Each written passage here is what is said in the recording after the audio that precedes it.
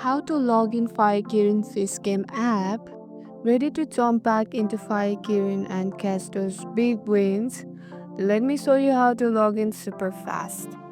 Unlock the phone and tap on the Fire Kirin app. Once it opens, you will land on the login screen.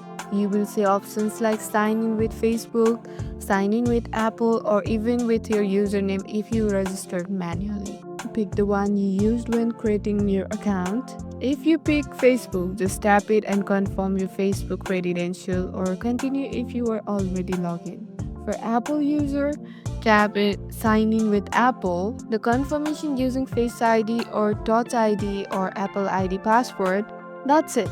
Super quick. Once you log in, you are all set to dive into the festival and start winning big.